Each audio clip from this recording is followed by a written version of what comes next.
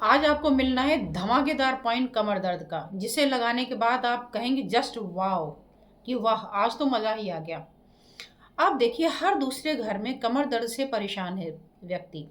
हर दूसरा घर, चाहे वो छोटा बच्चा हो, चाहे बीच का हो, चाहे बड़ा हो, मेल हो, फीमेल हो, कोई एज बार नहीं, कुछ नहीं। तो मैंने सोचा कि क्यों ना आज मैं आपको कमर के दर्द का पॉइंट बता दूं, जिसको लगाते ही आपको आनंद आ जाए।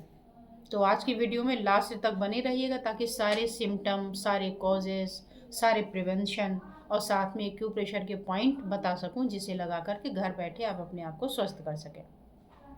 तो मैं हूं डॉक्टर अर्चना और आप देख रहे हैं आपका अपना हेल्थ चैनल अर्चना दुबे एक्यूप्रेशर, जिसका उद्देश्य ही है कि कैसे हम अपने आप को एक या दो पॉइंट के माध्यम से ठीक कर सकें, और साथ ही समस्या गंभीर हो तो ऑनलाइन लेक्चर के माध्यम से और या फिर ऑनलाइन कंसल्टेशन के माध्यम से करती हूँ आपका ट्रीटमेंट।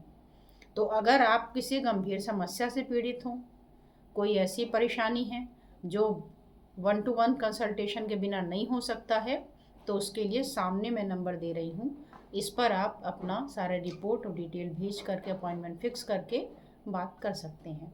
ये तो रही छोटी सी इन्फॉर्मेशन। और हाँ, आगे बढ़ूँ उसके पहले ही बता देती हूँ कि मेरा एक और चैनल है अर्चना दुबे हेल्थ लैब, जिसमें मैं हेल्थ से जुड़ी हुई टिप्स बताती हूँ, ताकि आप बीमार ही ना पड़ें।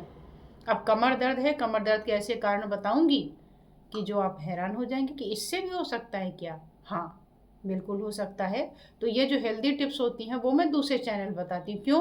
क्योंकि वीडियो लंबी हो जाती है, तो आप लोगों को लगता है इतनी लंबी वीडियो हो गई, अब कैसे देखें, क्या देखें, तो इसीलिए दो पार्ट में डिवाइड कर दिया। वहाँ हेल्थी टिप्स बताती हूँ, यहाँ ट्रीटमेंट के फॉर्मूले आपको बताती हूँ, ताकि आप पूरी तरीके से स्वस्थ रह सकें। तो दोनों चैनल को एक साथ आपको करना है सब्सक्राइब अभी के अभी, क्योंकि अभी नहीं तो कभी नहीं। तो उसको सब्सक्राइब कर लीजिए, और लाइक कमेंट शेयर करना ये तो आपका जन्म सिद्ध अधिकार है, और मेरा बोलने का अधिकार है, तो मैंने बोल दिया। खैर छोड़िए, ये सब रही एक किनारे, और आ जाते हैं अपने पॉइंट पे। कमर का दर्द, अगर हम इसके कारण को जान लें तो हम इसके निवारण को भी पहचान लेंगे, क्योंकि कहा गया है prevention is better than cure. तो अच्छा होगा कि आप इससे बचाव कर पाएंगे। तो इसलिए मैं आपको सिम्टम के साथ कॉज बताऊंगी कि क्या कारण है जिसकी वजह से ये हुआ, और कैसे इसको आप रिवर्स करेंगे।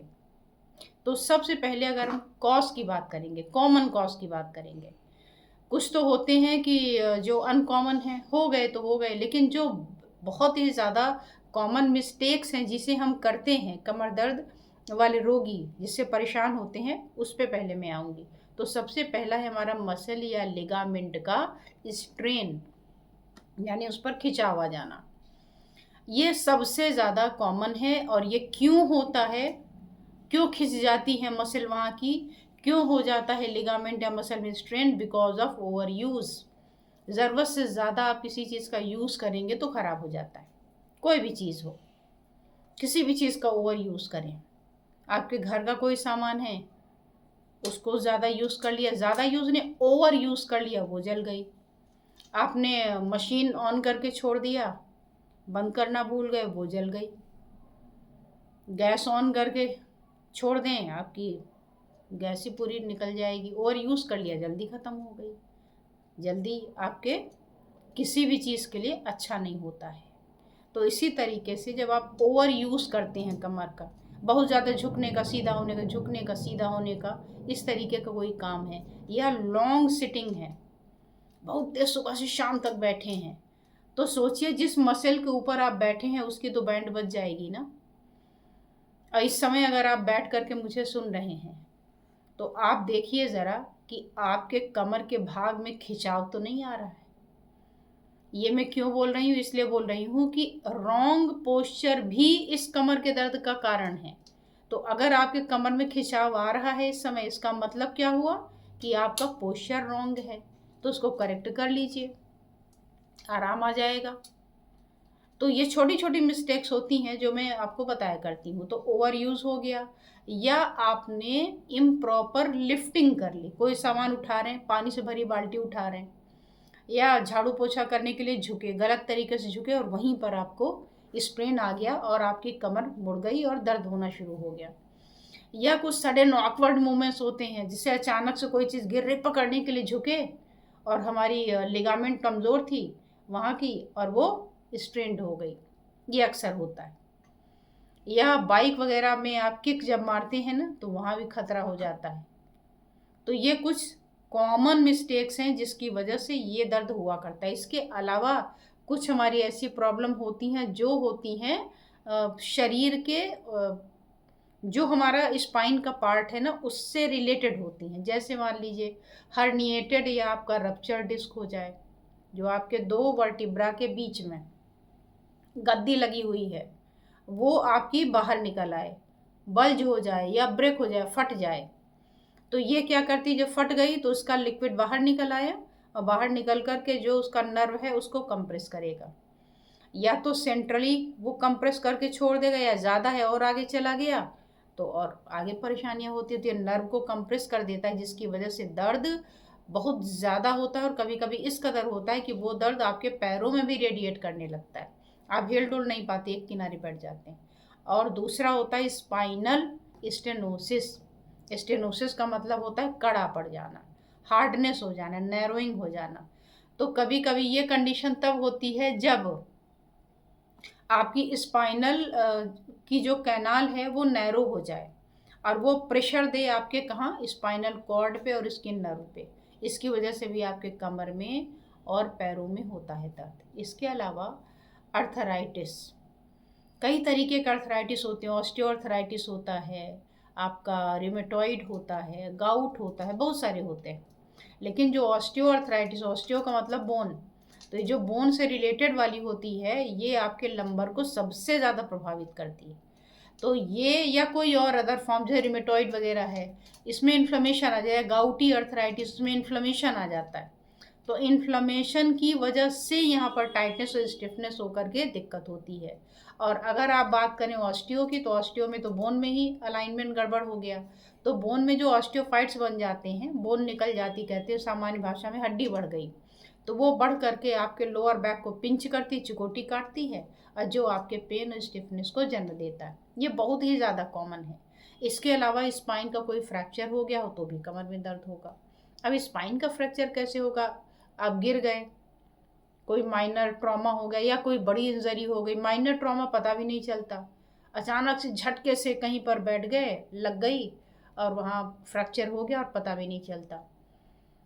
कितने मेरे पास तो पेशेंट हैं जब बहुत साल हो जाते हैं उनका दर्द नहीं जाता, और जब कराते हैं अक्सर पता चला कि ये ओल्ड इंजरी है, लेकिन वो अपना टॉलरेट करते रहे क्योंकि उन्हें अंदेशा ही नहीं था कि कोई फ्रैक्चर भी हो सकता है। माइनर फ्रैक्चर हो गया, पता ही नहीं चलता। इसके अलावा एक और कंडीशन होती है, जो आपकी वर्टिब्रा है ना आपस में, वो उनका अलाइनमेंट ऊपर नीचे हो जाए, इसे बोलते हैं स्पॉन्डिलोलिस्थेसिस, यानी एक दूसरे के ऊपर स्लिप कर जाना, स्लिपिंग आउट हो जाना अलाइनमेंट का। तो ये भी आपके कॉज करता है दर्द को। इसके अलावा कुछ रिस्क फैक्टर हैं। अब ये क्या रिस्क फैक्टर, एक तो एज होता है। एज के हिसाब से आप देखेंगे कि तो जैसे हमारे बाकी शरीर में टूट फूट होता रहता, चोट लग गई यहाँ वहाँ हो गया, ऐसे ही आपके कमर में भी होता है। तो जो ये वियर्ड एंड टियर है, इसकी वजह से भी आपके स्पाइन सॉफ्ट है, नाजुक है। अब बोन आपकी ऑस्टियोफाइट्स की वजह से बोन बढ़ गई। अब ये बोन क्या करती है, डिस्क को कोसती रहती है हमेशा, और उसकी वजह से ये आपके कंट्रीब्यूट कर देता है बैक पेन को। बैठ करके झुके तो भी सीधा नहीं हो पाएंगे, 5 मिनट चाहिए। कमर को सहला रहे हैं या वेट कर रहे हैं, फिर यूं यूं किया तो जा करके सीधे हो गए। तो ये आपका ऑस्टियो अर्थराइटिस वाला केस है। इसके अलावा वेट, अगर आपका वेट बहुत ज़्यादा है, एज कुछ भी हो, अगर वेट ज़्यादा है तो अब ज़्यादा भार आप किसी चीज़ के ऊपर रखेंगे तो दब ही जाएगी ना, तो डिस्क दब करके बाहर स्लिप कर जाती है। इसकी वजह से भी आपके स्ट्रेस और पेन आता है। फिर हमने आपको शुरू में ही बताया पुअर पोस्चर। अब पुअर पोस्चर हुआ, स्लाउचिंग किया आपने, या इम्प्रॉपर सिटिंग, हमेशा यूं करके ही बैठे हुए हैं। तो जब एक चीज़ सीधी हुई है तो सारी चीज़ इसके अंदर है। अब अगर ऐसे कर दें तो अंदर वाली चीज़ बाहर सरक जाएगी ना। तो अगर ऐसे करके बैठते हैं या इम्प्रॉपर सिटिंग है, ऊपर नीचे करके बैठते हैं, तो इससे भी स्ट्रेन और बैक पेन आता है। अगर आपका कोर स्ट्रेंथ में कमी है, यानी आपकी जो एब्डोमेन है यहाँ की मसल वीक है, तो ये प्रॉपर सपोर्ट नहीं दे पाती स्पाइन को, तब भी ये होता है। जिनके पेट की साइज बहुत ज़्यादा है, उसकी वजह से भी वहाँ पे तनाव आता है, उसकी वजह से कमर में दर्द होता है। कोई ऑक्यूपेशन ऐसा है जिसमें आप भारी सामान लिफ्ट करते रहते हैं, है ना, और रिपीटेटिव मूवमेंट आप बार बार करते हैं, तो उससे ये रिस्क और बढ़ जाता है। स्मोकिंग, स्मोकिंग कैसा है? स्मोकिंग है आपका इनडायरेक्ट जो अफेक्ट डालता है। भला स्मोकिंग कैसे कमर में दर्द करेगा, है ना? तो स्मोकिंग से इसलिए होता है क्योंकि ये आपका इम्पेयर कर देता है ब्लड फ्लो को, और जब ब्लड फ्लो प्रॉपर नहीं होगा, आप बोलेंगे ब्लड फ्लो से लंग्स का क्या संबंध है? ना, थोड़ा सा पढ़ लिया करिए, अपनी जानकारी डेली एक नियम बना लीजिए कि हमें कुछ ना कुछ तो पढ़ना है अपने शरीर के बारे में, अपनी बीमारी के बारे में, तो आपको बड़ी नई नई चीज़ें पता होंगी। लंग्स का रिलेशन है ऑक्सीजन से, और लंग्स का रिलेशन आपके हार्ट के साथ भी है, पड़ोसी है भाई उसका। तो अब ये दोनों आपस के ऑर्गन हैं, और जो आप सांस लेते हैं ये ब्लड को प्यूरिफाई भी करता है। खैर ये तो सेकेंडरी हो गई। आप बस इतना मोटा मोटा समझिए कि जब आप स्मोक करते हैं तो आपका ब्लड फ्लो थोड़ा सा बाधित होता है, अब पूरे शरीर का बाधित होता है, इसलिए वहाँ पर एक इफेक्ट आता है, ऐसा स्टडी कहती है। इसके अलावा चोट तो वहीं है, कहीं गिर गए ज़ोर से, एक्सीडेंट हो गया, स्पोर्ट इंजरीज हो गई, इसकी वजह से कमर का दर्द होता है। ये तो हो गई कमर के दर्द के कारण की बात। और अगर सिम्टम की बात करें तो कमर दर्द अपने आप में ही एक सिम्टम है, और प्लस किस रीज़न से हुआ है उसके अकॉर्डिंग आपका ये दर्द स्प्रेड करके अगल बगल साइड में जा सकता है या नीचे की तरफ पैरों में आ सकता है। ये हो गई हमारे सिम्टम और कॉजेस की बात। प्रिवेंशन कैसे करें? तो प्रिवेंशन में पहले और एक रीज़न और है, ज़रूरत से ज़्यादा पानी पिया अगर, तो ये भी स्लिप डिस्क को आमंत्रित करता है।